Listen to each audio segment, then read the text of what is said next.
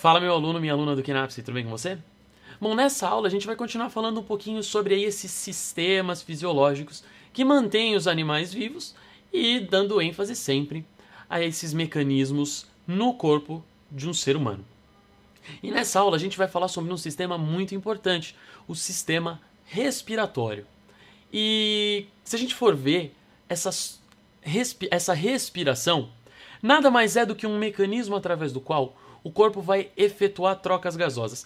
E por que é tão importante, efetuar trocas gasosas? Porque dentro desse reino animal, o que vai acontecer é que a gente desenvolveu, os animais desenvolveram, um mecanismo de obtenção de energia aeróbio.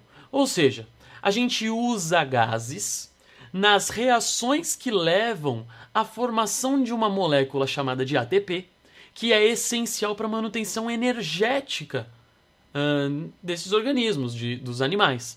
Então o que vai acontecer? A gente precisa, para produzir energia, captar gases do meio e liberar gases para o meio.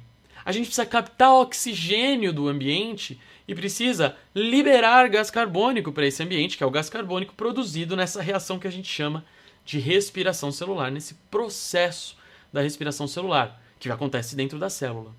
Então, o sistema respiratório nada mais é do que um sistema que acopla a disponibilidade de gases do ambiente com a necessidade de gases da célula na respiração celular. Então, a respiração feita pelo sistema respiratório ela é acoplada à respiração celular.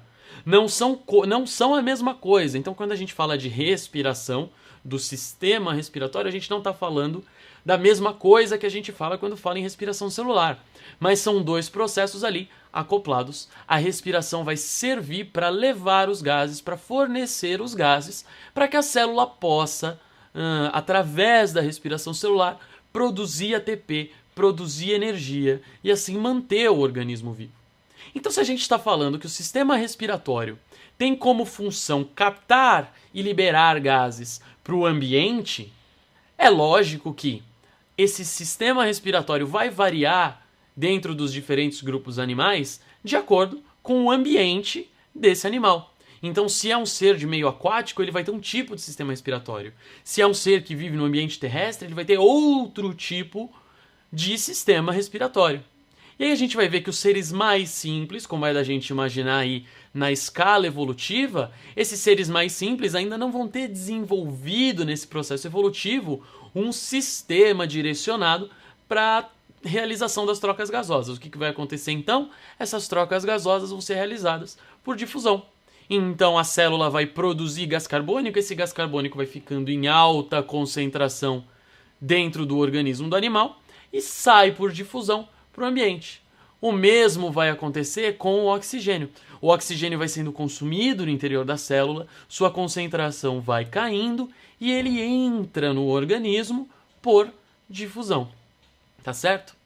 E aí, conforme a gente vai progredindo na escala evolutiva, estruturas específicas vão surgindo de acordo com o ambiente para que essas trocas gasosas sejam realizadas. Só que uma coisa você tem que reparar. Independente dessa estrutura, independente de como ela vai funcionar, ela sempre vai ter como base processos de difusão.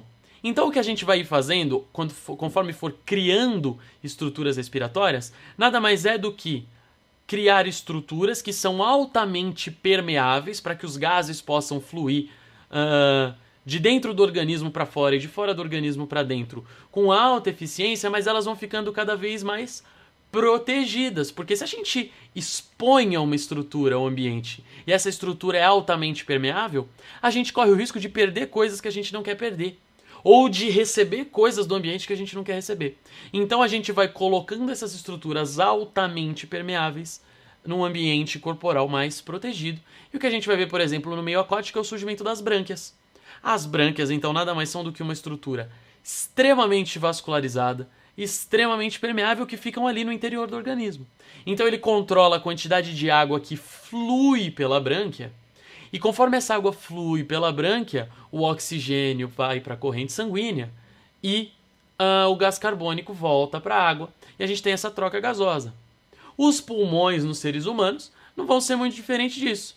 Os pulmões nada mais são do que uma estrutura protegida internamente, que faz um contato íntimo entre o ar e a corrente sanguínea, um contato muito permeável, de modo que o oxigênio que está no ar consiga penetrar na corrente sanguínea e o gás carbônico que está na corrente sanguínea consiga ir para o ar.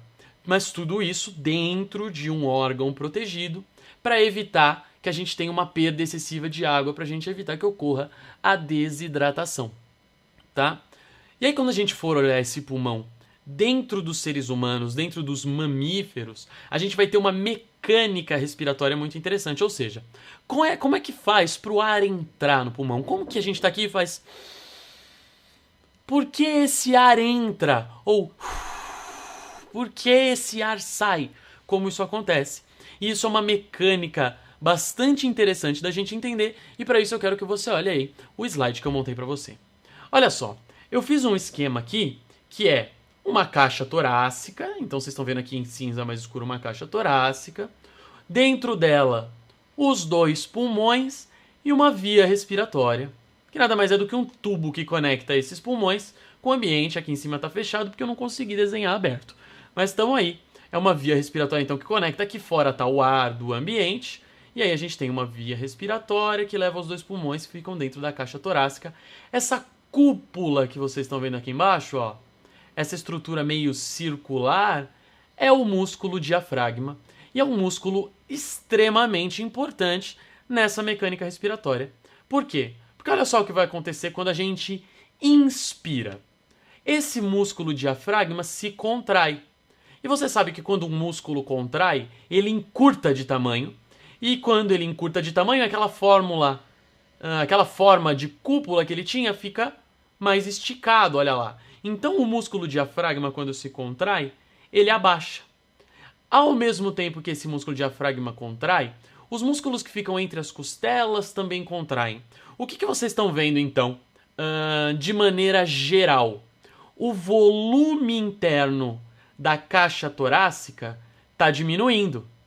Se o volume interno da caixa torácica está diminuindo, eu vou voltar o slide para vocês verem. Olha só como o volume da caixa torácica aumentou. Eu falei diminuiu, né? Desculpa. O volume interno da caixa torácica está aumentando. O volume da caixa torácica aumentando, olha lá.